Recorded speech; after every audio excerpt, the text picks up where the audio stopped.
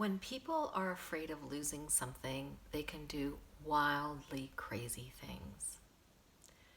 So, hi, my friends. I'm returning to you to kind of follow up on the video that I did about a few days ago, a week ago, called Reversing Mass Psychosis, which is about the fear addiction that most of us is engaged in.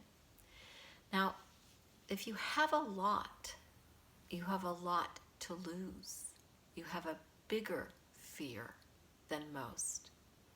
So it was Bob Dylan or one of those singers that said, freedom is having nothing left to lose. So a lot of us are coming into some freedom here. And freedom because we don't feel so attached to some identities and positions and material things, anything that can be lost. We are actually finding ourselves. Ourselves are always there, something that can't be lost. You have freedom in knowing who you truly are. And I encourage that pursuit through either yoga and meditation practice or reading books or videos or workshops, whatever, going out in nature to really know who you are. Because once you know who you are, you have nothing to lose because you really have it all within you. Now that may be a statement that is above where you have accessed insight of at this moment, but it is something that we will all come around to seeing, to knowing. And that's why I encourage you to pursue that search to knowing who you truly are. And there you will find your freedom. So now I want to discuss what is happening in the world at this time in 2022, February. But this may be something that will be historical accounting for later. It may be something that's even prolonged later, and so it would be the current situation at another date as well. So the people who have a lot to lose and are afraid of losing will most likely do the craziest things to hold on to what they have. I think you might be recognizing some of that in what you're seeing in the world today. And let's just go back to the time of kings and queens in the 1500s, 1600s, or whatever, that they gained a territory, they gained a prestigious position, they gained this kingship or royal leadership position. They were always afraid that somebody else was going to take it away from them. A cousin, a brother. Look at Shakespeare's Hamlet. It was all about being afraid of losing your position. So the life was a life of fear. And then we also saw how crazy. Look at Shakespeare's Hamlet and the brother who killed his brother to become the king, and his stepson or nephew, was seeing it, and just craziness, right? I don't think we've gotten beyond that craziness with some people. So the actions to create this army and to find an enemy, anybody who could say anything against holding my position or could threaten somehow that I would lose my money, my value, my position, my mask, right? My mask, how I see, how I look to the rest of the world. That person must be captured or hung or kept away or extradited. They had to keep away the people that could threaten the illusion that these kings, people, whatever you want to say, leaders, have to keep their power, right? Because their power is just the power that people give to them, right? Yeah, I mean, why pay for them to live a lifestyle and sit and make decisions over them? I think when we were talking about having representatives for our collective estate or nation or whatever, it was that, okay, these people would, with our best interest in mind, look at some like bigger decisions that have to be made for the collective, keep the collective in mind, and do the investigation into the different aspects to pay attention to, and weigh out the pros and cons, think about the people, what the people really wanted, and would maybe even discuss it with the people sometimes to find out what they wanted, and then take responsibility for making the decision, take responsibility for the whole, basically. So those people were and are the public servants, like you have someone serving you food at your table at the restaurant. They are your servants, right? Now, it's like some of these people have felt like, oh, this public servant position, that puts me above everybody else.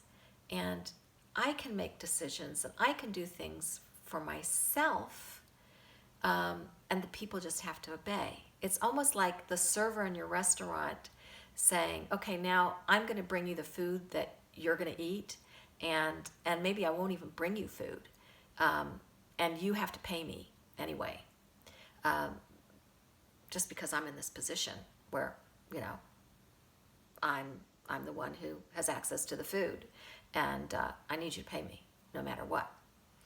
So if you don't accept that with a waitress, why are you accepting that with another kind of servant? So this is what these servants are also afraid of, that you'll become aware of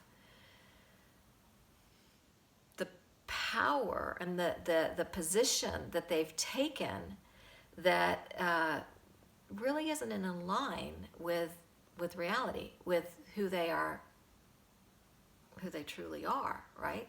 Public servants. And then they want to have control over their employees, right? Control over the people that they're supposed to serve. It's a type of mutiny.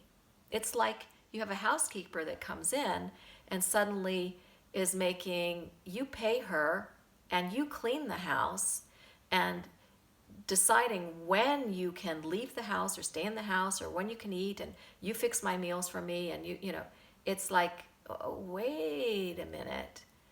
The reason why we brought you into this household is to help us and serve us, and then in exchange we'll give you, you know, an income. We'll give you some money or some gold or whatever it is to have some freedom to go out and get things for yourself too. So we have this issue with our servants. That's what's going on right now.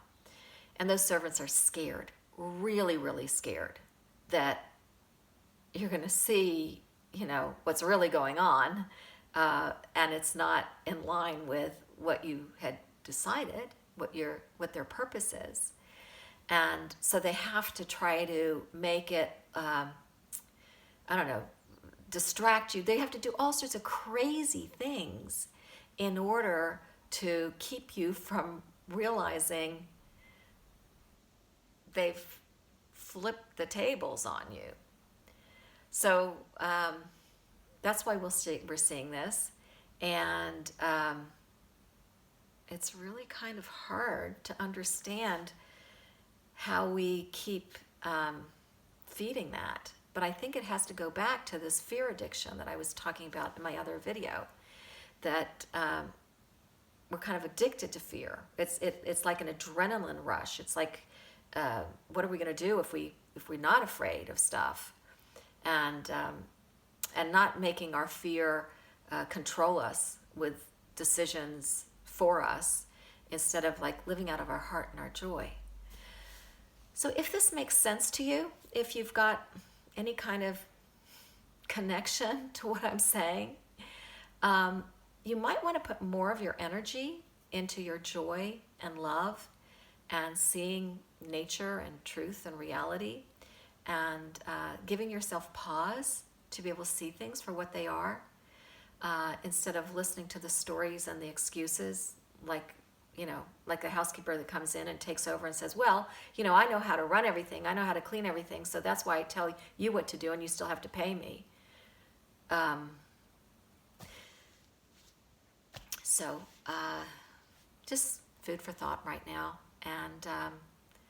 and have compassion for these people with fear, but still stay in your truth with compassion.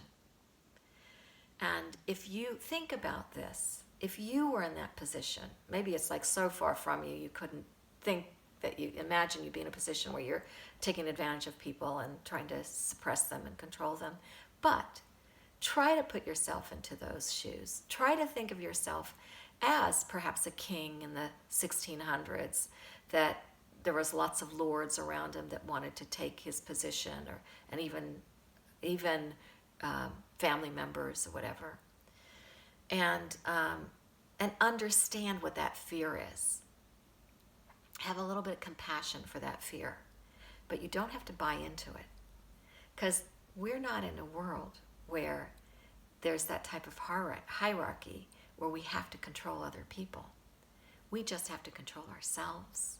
We are responsible for our own lives, not for what other people do. Your character is based on your behavior.